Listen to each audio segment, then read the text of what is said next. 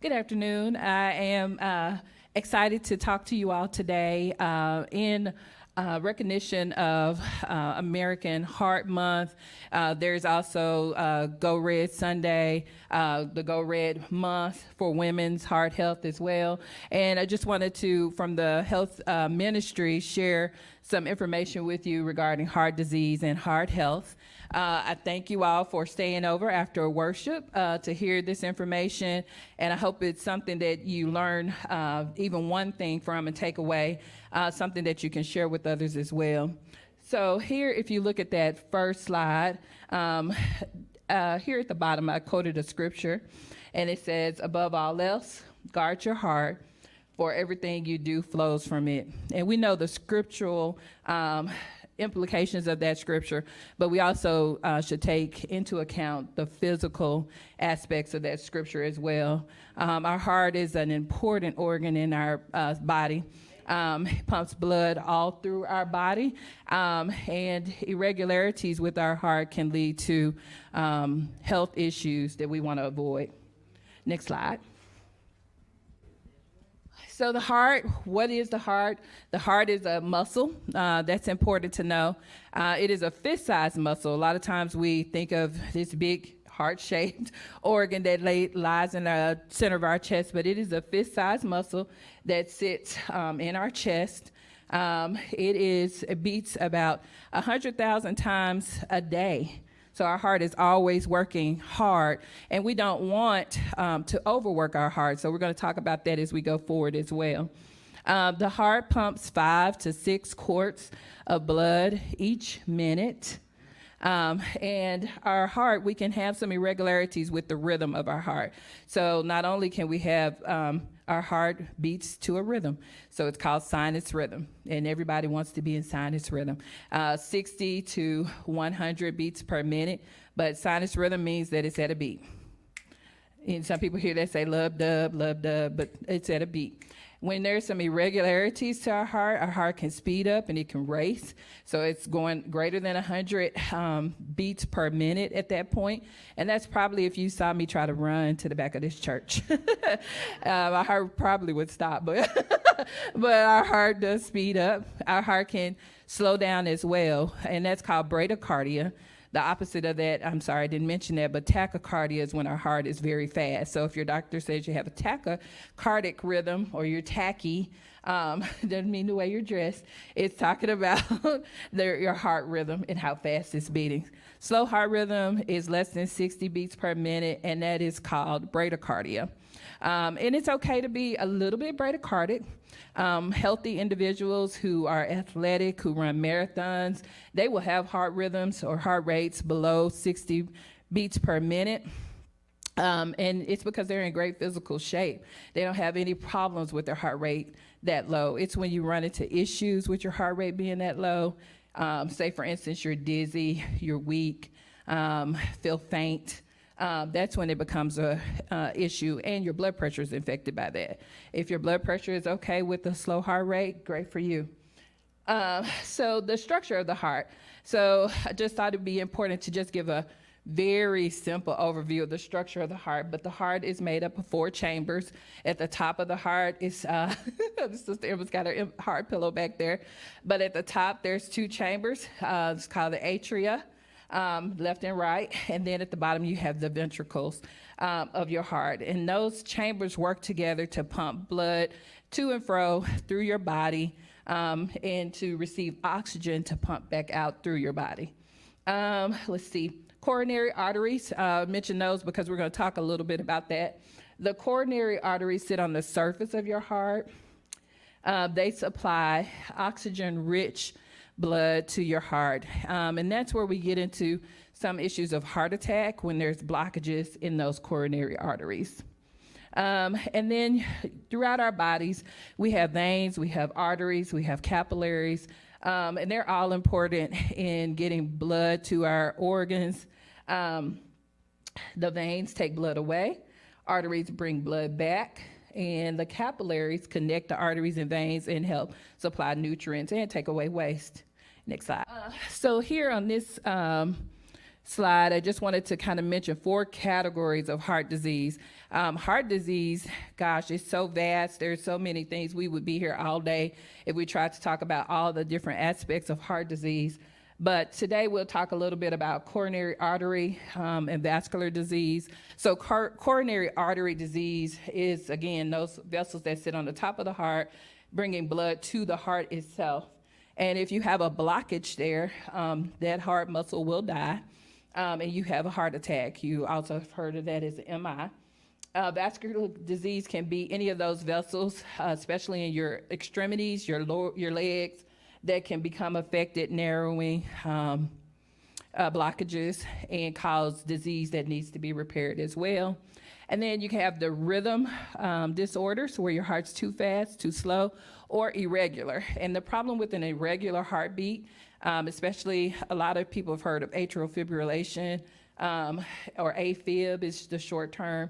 And that's when your heart is beating irregular. There's no beat to it or rhythm to it. It's just kind of all over the place. And what happens with that is those atria, so it's called atrial fibrillation, they are sitting there and just kind of quivering. They're not doing the proper work of the heart, allowing them to feel properly and eject blood forward. So blood will sit there. You can kind of get some clots because that blood's not moving forward as it should. And then when that blood does move, so do those clots. And that can lead to stroke, heart attack, and other things. Let's see, heart failure. Heart failure is when the heart is cannot pump and work effectively to keep the volume of blood in your body or fluids moving around, getting rid of waste, and that kind of thing. So heart failure, you'll see patients that feel really tired all the time. They have swelling. And then their fluid overload, their appearance may be puffy, fingers may be puffy, and they need to be on medications to help that. So they will have medications such as fluid remover pills or diuretics to help pull that fluid off. And then all of these things, of course, can lead to surgery, can lead to limitations in your daily life activities. Especially with heart failure, those individuals, like I said, are very tired. They cannot tolerate walking short distances, doing anything that requires a lot of physical exertion. And then stroke and death. So stroke, we're going to talk about that today because that affects us a lot in our community, especially in Memphis. And Memphis has some initiatives around stroke itself. And death, of course, cardiac arrest, where we cannot restore your pulse or start your heart back up and can lead to death. So it's pretty serious. And heart disease is the leading cause of death in the United States. Next slide. On average, this is some statistics, I can never say that word, that the average American, on average, I should say, someone dies of heart disease every 36.1 seconds in the United States, and that's based on data from 2019. 2,396 deaths daily are due to heart disease, and heart disease accounts for greater than 800,000 deaths in the United States. It claims more lives each year in the U.S. than all forms of cancer, and that's important, and I'll lay in there for a little bit because we see a lot of work, research, awareness around cancer, but not as much around heart disease, and that's why all of those initiatives were started for February, making it Heart Month. And then it affects approximately 58.8% of African American females, 61% of African American males, and 1 in 3, it's not on here, but 1 in 3 people, I think it's women, because I got that off of the Girl Red site, will be affected by heart disease. 1 in 3 women, that's a high percentage. So are you at risk, and what are the risk factors? And some of these risks that we'll talk about are within our control, some are not. So the ones that are beyond our control, our age, as we age, unfortunately, and I'm aging, but as we age, so increases our risk for heart disease. Gender, unfortunately, cannot, change our gender, and our gender affects our risk that is associated with heart disease as well, especially for women. There's a lot of disparities that have been recognized in healthcare for women, especially around heart disease, because our symptoms are not the same. And so women are equally affected or more affected by heart disease than we realize. Ethnicity, of course, we talked about that in the previous slide, where African Americans see a higher rate or incidence of heart disease, and then family history. And I land on family history. I talk about my mom a lot through this presentation because my mom had high blood pressure, so did her mom, and probably my great-grandmother too. I just didn't get around to asking her, but she probably did too. But my mom shared with me long ago that she had high blood pressure onset with her first child, and so did I. And so I'm already on Christine more than Charlize, but on Christine because Christine likes salt. So trying to tell her about our family history and the need to like lay out the salt. So some of those are not, or I'm sorry, are within our control. And those are the ones we really can focus on because they're within our control. So that's our diet, what we eat daily, what we choose to eat and put into our bodies, our weight, what we can control and alter if we need to, and the amount of activity we get. Brother Jimmy hit on this today in his sermon. Just being, inactive is not good. You need to get up and move if it's just in your home. But, as the weather warms up, we probably can all take advantage of the warmer weather and get some activity going. Smoking does not help. It causes more narrowing of those arteries and vessels, and, of course, increases your risk for heart disease. Alcohol intake is not good. If you're drinking, you need to minimize it because, again, can cause narrowing, hardening of the arteries. And stress, believe it or not, we are in very stressful times. All of us have increased amounts of stress. I don't think if I took a poll of the audience, no one would be like, I'm just stress-free, just living my best life. All of us can attest to that we deal with stress on a daily basis, some of us more than others. And stress will affect you, will affect your heart, your mental health, and your heart. And it's important to know that. And getting an adequate amount of rest. We talked about that as well. For most people, good 8 hours of sleep equals an adequate amount of rest. But if you are getting less than that and you can function the next day and your body feels rejuvenated when you get up, or at least a little bit better. I don't know that I feel rejuvenated when I wake up every morning, but you feel a little bit better. You know your body, and you know the amount of rest that your body requires. So making sure that you maintain it. Try not to burn the candle on both ends and get some rest. Heart health conditions further that increase our risk. So having high blood pressure is, in my opinion, heart disease because it increases your risk exponentially. High cholesterol, again, is just going to deposit that plaque that builds up on your vessels inside your vessel walls, causing narrowing, and so the blood cannot get through.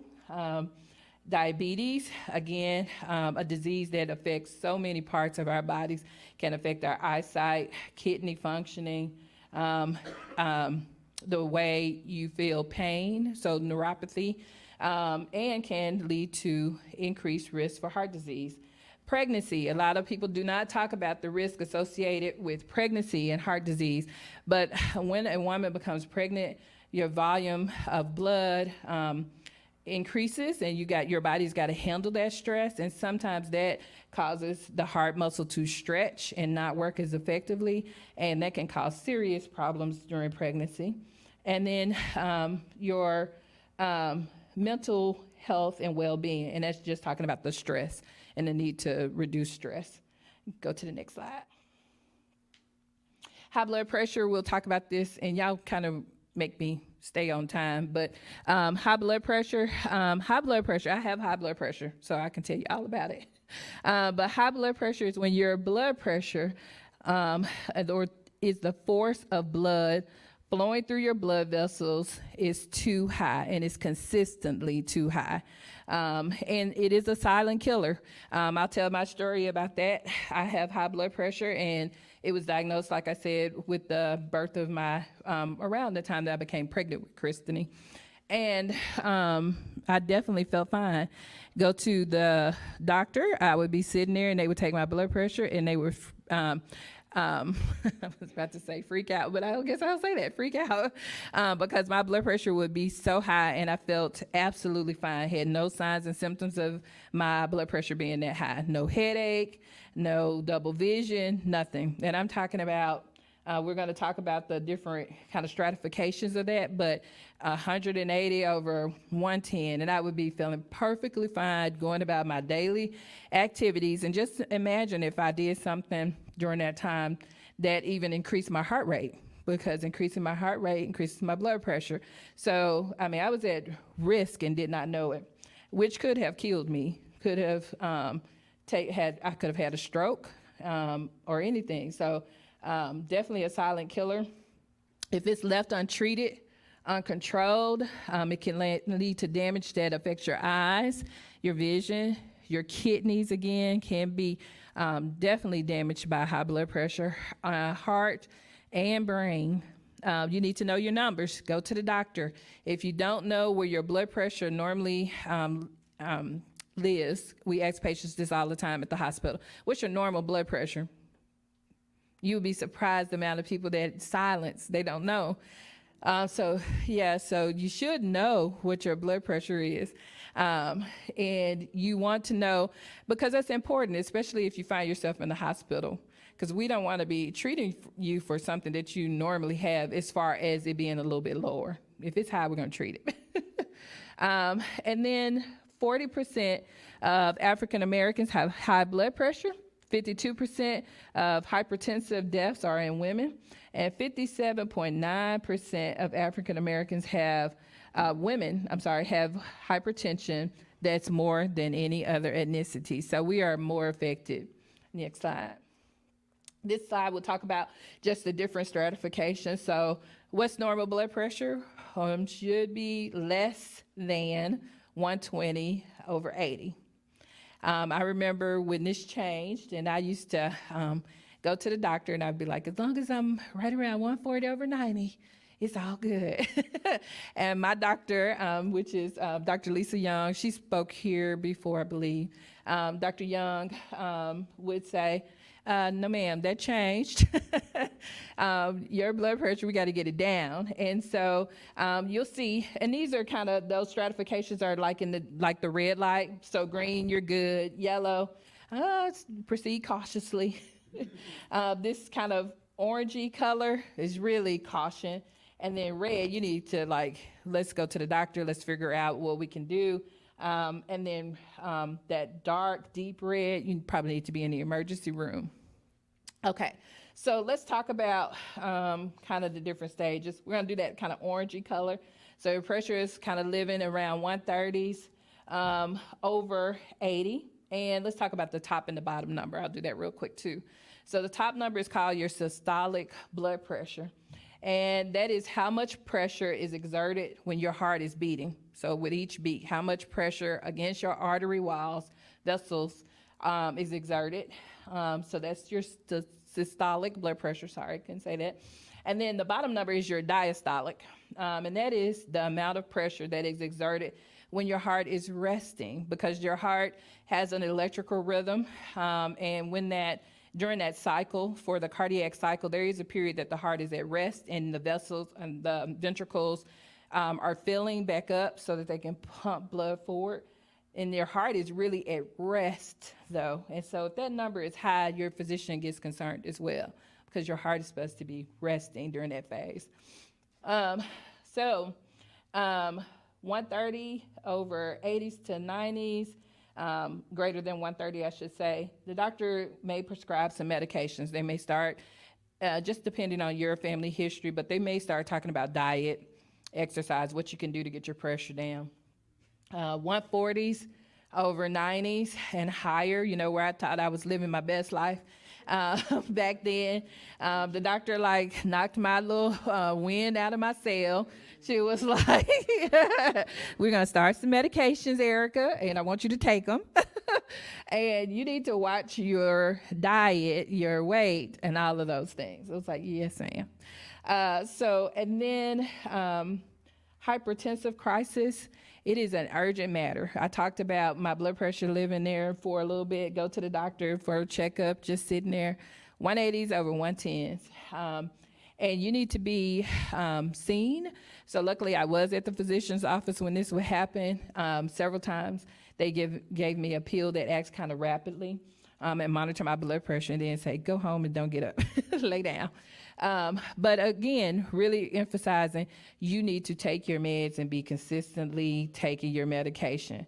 Your blood pressure cannot tolerate you not taking your meds. So there's called essential hypertension too. That means I have done all those things, where we talked about the non-modifiable risk. So I've done all the things. My weight's good. I'm healthy. I exercise. I eat right. I've done all the things. I avoid salt, but I still have high blood pressure. That's called essential hypertension. And you can't modify that. Usually you can take medications, though, to control that. Go to the next slide. What is a heart attack? So this is the heart again, and you can see, if you can see that diagram, on the top there, they're naming all those arteries that feed the heart muscle itself. But a heart attack occurs when one of those vessels on the top of the heart, the coronary arteries, has a blockage or has a clot or is so restricted that blood flow can't go forward and causes the tissue around those vessels or those coronaries to die. And that is a heart attack. It can also be caused by a buildup of plaque. So that's why your doctor really talks about watching your fat intake, watching if you have high cholesterol, let's get your cholesterol down. Because once that plaque or substance builds along the walls of that vessel, if you can imagine, this is the vessel and blood needs to flow there. So you got plaque that's building around there and causing this to become smaller and smaller and smaller. So blood cannot flow through, and eventually you may have a heart attack. If you do have signs and symptoms of a heart attack, which we're going to talk about next, call 911. Do not say, well, I guess I'll go drive. I might call my friends. Go to call 911 and go to the hospital. And it's because that tissue death that's occurring over time, more of that happens. So you don't want to delay your treatment. And in the ambulance, they can start a lot of treatment. You can go to the next slide. So chest discomfort is a sign, and it's a sign for men and women. A lot of people have described having a heart attack as feeling pressure on their chest, like somebody is sitting on my chest. So intense pressure in their chest. It can be sharp. It can be crushing. It can be where people described it as like a vice grip. So I can't catch my breath, and it feels like somebody's got a vice grip clenching my heart. So very painful. Usually it's associated with other symptoms. So not only does that happen, but you feel extremely short of breath. You may break out into a cold sweat. You may get nauseated or vomit. You can have pain that not only occurs in your chest, because we talk a lot about that chest pain, but you can have pain down both arms, either arm, one arm or the other. A lot of people ignore it, but you can have jaw pain, you have neck pain, or they call it epigastric pain, so upper pain in your upper stomach. And these are all signs and symptoms that of a heart attack. And if you recognize this, call 911, do not drive, go to the emergency room. If you get there and you're wrong, okay, great. We want you to be wrong. But if you or if they get you there and they're wrong, that's great. But we would rather you be safe than sorry. So like I said, in the when the EMS comes, they can put you on a heart monitor right away. They can take a EKG, which is like the rhythm of your heart, and they can submit that while you're driving down the road to the hospital. So the hospital is already waiting for you and knows what your EKG looks like. They can start oxygen, which is essential because right now, remember, those vessels carry oxygenated blood, help the heart have this rich, nutrient-rich blood, but that's being affected right now. So you want that oxygen. They can give morphine, which helps in more ways than just pain. It helps to increase your or decrease oxygen demand, so the need for oxygen for the heart. And they can give nitroglycerin, which is given under the tongue, and it can decrease your blood pressure because your blood pressure is probably sky high during this time, and kind of open and relax those vessels. And aspirin. If you are having signs and symptoms of a heart attack and you have aspirin at home, take an aspirin and make sure you tell them that you took an aspirin. Chew it and take it. Next slide. And it's just, again, showing the heart attack symptoms. A little bit difference between men versus women. Women, we need to know our bodies and know what those signs and symptoms feel like for us, which is a little bit different.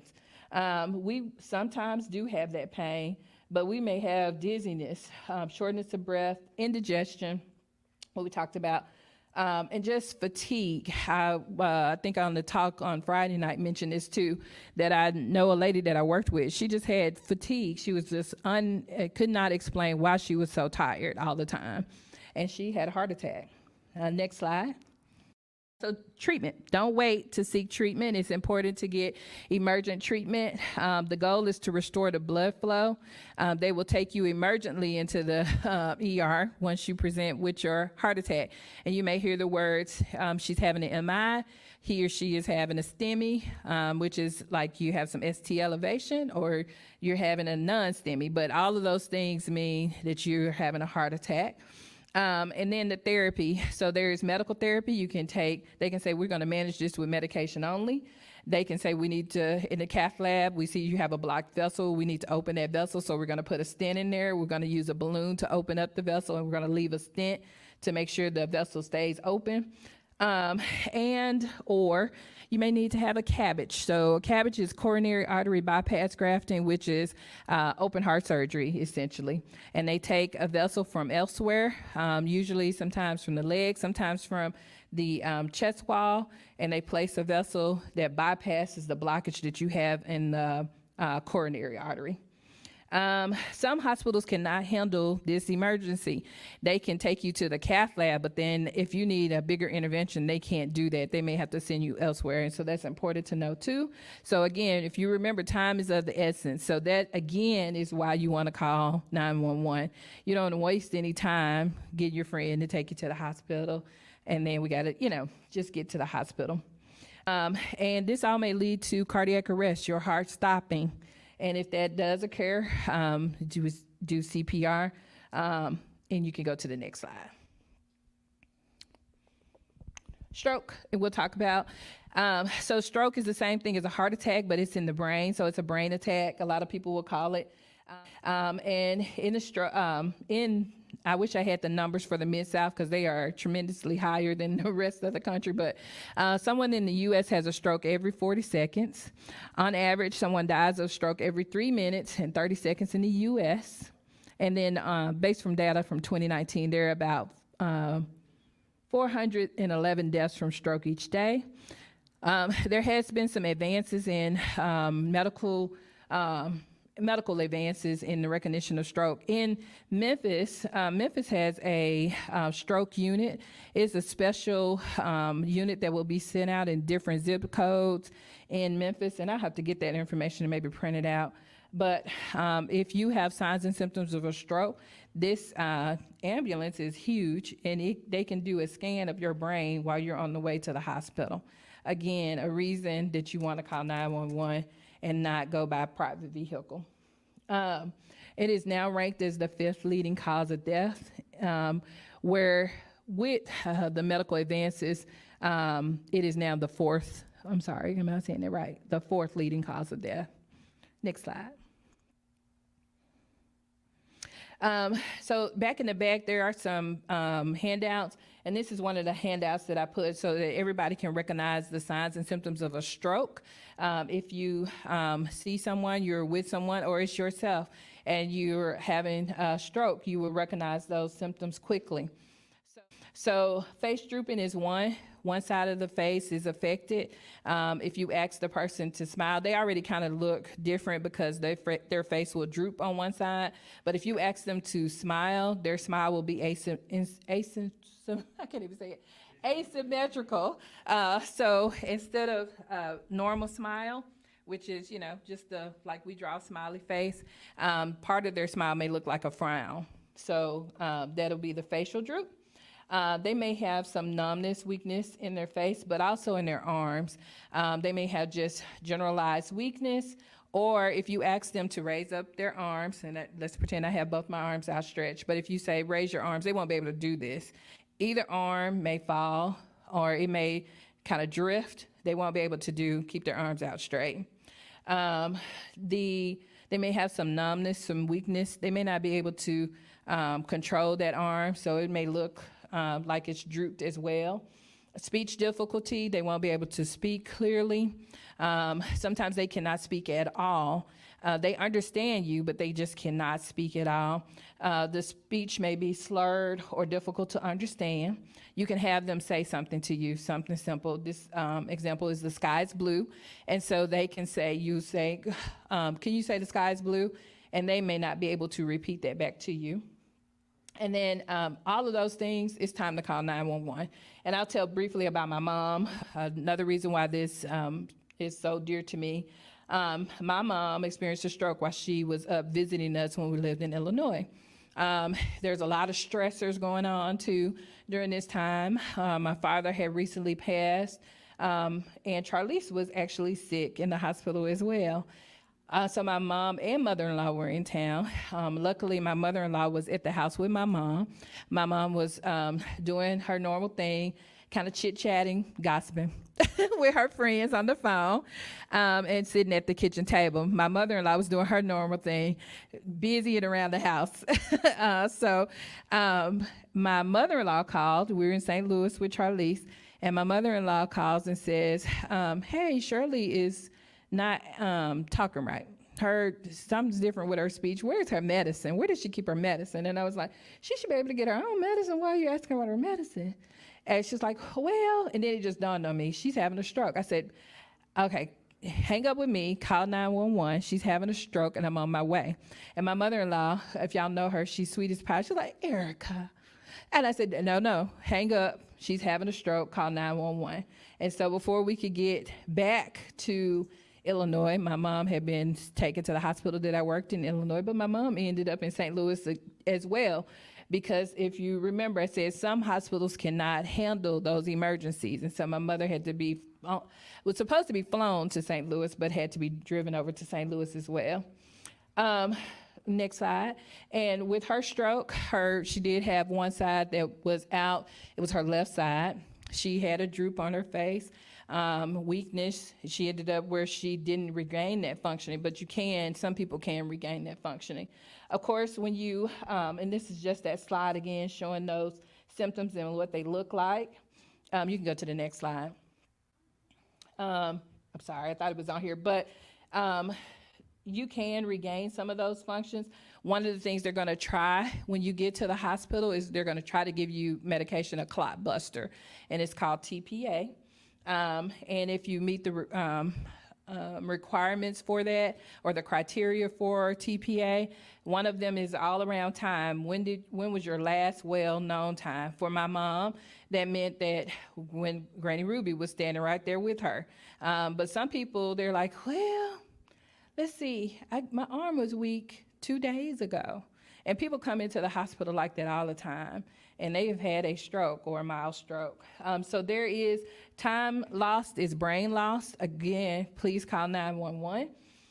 3 types of strokes. There is ischemic, hemorrhagic, and transient. Ischemic is from a clot, like we talked about, maybe from AFib. You have atrial fibrillation, so your risk is higher for having a stroke. And so you throw this clot, blood flow in your brain, tissue around your brain is now compromised because there's not blood flow. And it depends on what the effects are, depends on where the stroke is. Hemorrhagic means my blood pressure, Ericka, blood pressure is sky high. And my vessels now over time have weakened because they remember that pressure that's been exerted on them all this time. So that constant pressure, that vessel is weak, and just one day it just ruptures because it can't take it anymore. So that's a hemorrhagic stroke, and that's usually, you'll hear people say that's a massive stroke. Some people do not recover from those. Transient stroke, and People talk about these all the time. I had a TIA or I had a mini stroke. TIA is you have these symptoms. It may be related to a clot, but those symptoms resolve. So there, for a minute, there was like a little issue where maybe there was a little blockage, and you have this issue, and then it's resolved.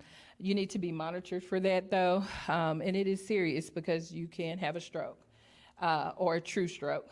Treatment, the clot busting medications, or they will try to go in and remove the clot if they can. And so they'll go in from your groin all the way to your brain, take a little device that can retrieve that clot, and then your symptoms are better. You can go to the next slide. So that's all of the heart disease issues that I wanted to talk about. But the heart health tips that I would go over and recommend, and before I forget, I do want to say one thing. There's been a lot of coverage in the media lately regarding how inundated hospitals are. So if you go to any hospital in the Memphis area, and I wish Sister Price was here because her job is around that entry level point to the hospital, the hospital is crowded. There are people there. Some people should be seeking the medical treatment that are seeking in the emergency room. They really should be at like a minor med or a primary care physician's office. Then you have the people that truly should be there. So an example would be people go to the ER to be COVID tested. It is not appropriate to go to the ER to be COVID tested. Go to a COVID testing site, go to your primary care physician, some Popular Health, somewhere else rather than the hospital, because the people who need serious treatment, they're sitting in the waiting rooms now. I cannot express that enough. So even though in this presentation I said you need to go to the hospital, you still need to go to the hospital for these emergencies. But make sure you're going for an emergency, not for something that can be done at your primary care physician's office, which you should have. Everybody should have a primary care physician. Or at a minor med. So make sure it's an emergency that you're going to the emergency room for. The hospital's full as well. So make sure you're going for the right reason. If you're told to go to the ER, go to the ER. But if it's something minor, I cannot express that enough, go to the minor med, to your doctor's office, elsewhere. Okay, so know your body, and I can talk about this all day long, but we know our bodies, we should, and if you don't know your body, now is the time to stay kind of tuned in and get to know your body. When you feel off, take that into effect, like, why do I feel off? I feel strange today. Like, you might need to make an appointment and just have a physical done. Know your body, know when you don't feel well. I talked about not knowing when my blood pressure was sky high. But over the years, I really started to like tune in to like, do I feel a little different today? Do I need to check my blood pressure? So example for me, rarely have a headache. It is a rare instance that I have a headache. But the moment I have a headache, I check my blood pressure because it's like, is my blood pressure high? And a lot of times it will be. And there's medications, diet, things in your diet that can shoot your blood pressure up. Some of those being like sinus medications. So you know those things as well. Know your medical history. Know what, when you had surgery, do you have high blood pressure? What does your blood pressure normally run? What does your heart rate normally run? Know all of those things about your own medical history. Know your family medical history. I can't express that enough either, because some of the things like we talked about are genetic. And so knowing your family history is important as well. Know the name of your medications, the name. So if you have to write them down, because some of them are hard to pronounce, write them down and carry them with you all the time, including the dose, including how often you take them. You should be aware of your medications and what they do. Why do I take this medication? If your doctor doesn't tell you, ask.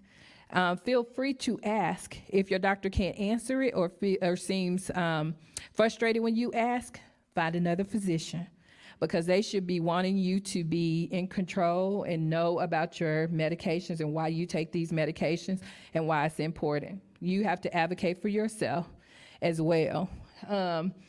If it's prescribed, take it as directed. If you feel don't feel good after taking the medication, let your physician know. Example from me again. Blood pressure medications historically will make you tired and sleepy, really tired. They will knock you down. Keyron's like, yes. But they will make you. I was on one man. I was like, I cannot keep my head up. Well, I got to work. So instead of just getting off of that medication, I talked to my doctor. It's like, hey, this medication makes me extremely tired. She's like, oh, well, let's try something else. I went one time, I was like, hey, I've been taking this medication a long time, but I got this swelling in my legs. And she was like, oh, that is your blood pressure medicine. Let me lower the dose. And it went away. So talk to your physicians about your medications. Just don't stop. I cannot tell you how many friends we get to treat in the ICU because they just decided to stop their medication. Routine physicals, go to the doctor, get checked out. Now we have nurse practitioners too. You can see the nurse practitioner. They are very thorough as well.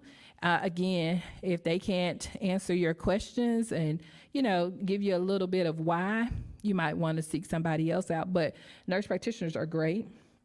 I have on here exams. I'm not sure why I put that on there, but it may have been a typo.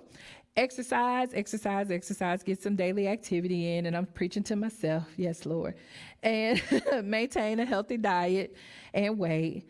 Reduce your stress. Can't talk about that enough. Stress is a killer. There is a heart syndrome that is related directly to stress. And we see patients with that as well.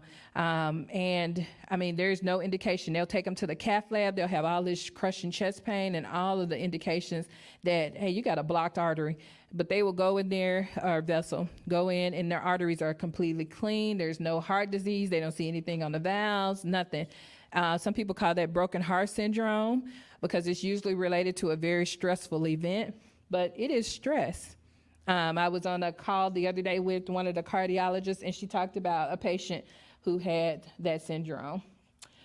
Get enough sleep, get enough rest. Again, don't burn the candle on both ends. But remember that your health is your health. We get this one body, and we have to take care of it, and we have to advocate for ourselves.